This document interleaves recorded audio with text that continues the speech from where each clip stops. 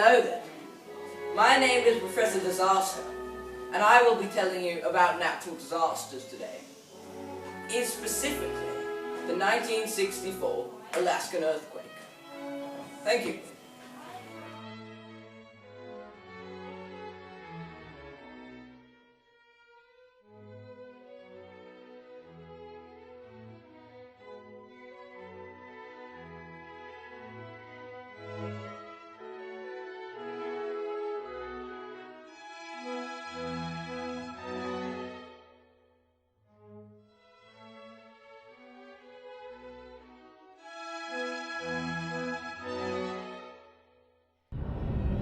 Hundreds of little earthquakes shake the planet every day, but most pass unnoticed.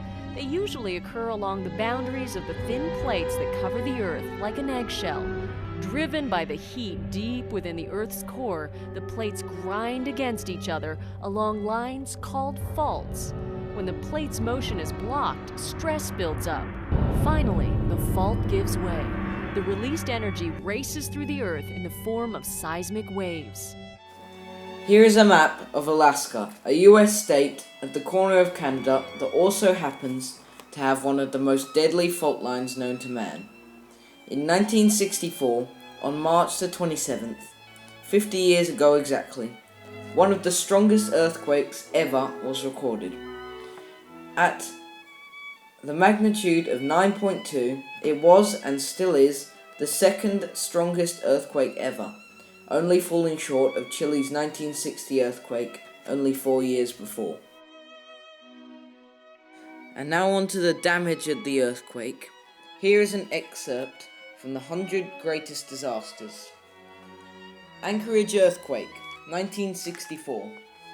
Good Friday, 1964, was a fine sunny day in Anchorage, Alaska's largest city.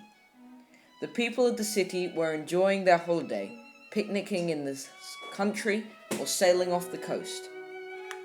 Many were still out of town when at about 5:30 p.m.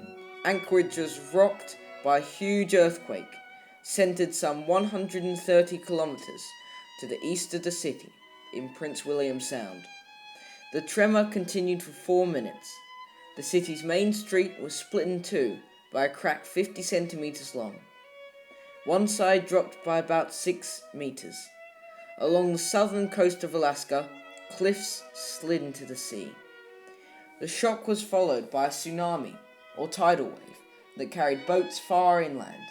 Yet amazingly, the death toll was only 131, far fewer than might have been expected after such a disastrous shock and flood. Here is a modern science quote about the power released during the 1964 Alaskan earthquake.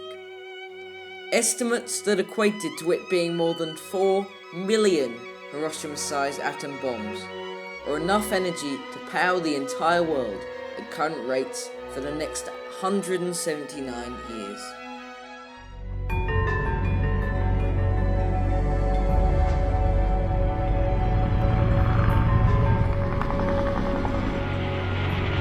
Everything was in chaos. I'd never seen anything that destructive that close up. In 1964, Alaska was shaken by the largest U.S. earthquake ever recorded. Magnitude 9.2.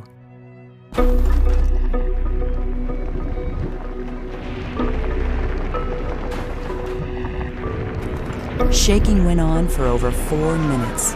143 people died. Total property loss in 2013 dollars is estimated at $2.3 billion.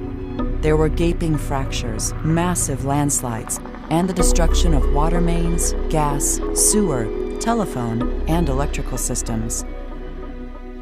The epicenter was in Prince William Sound, 74 miles southeast of Anchorage, yet effects were observed as far away as Texas and Louisiana. The earthquake and subsequent tsunami also had adverse effects on the environment. In the town of Valdez, at the docks, the sediment it was resting on spontaneously liquefied. The whole waterfront collapsed, generating a tsunami, killing all people on the town docks. These forces also caused an oil company rupture, which caused a fire to spread across the whole waterfront. About $2 billion of property damage was also recorded across Alaska. In the aftermath of the earthquake, Alaska has recovered well. Because they have regular over 7.0 magnitude earthquakes every year, then several major earthquake detecting stations have been set up in Alaska and are set up for warning Alaskan citizens.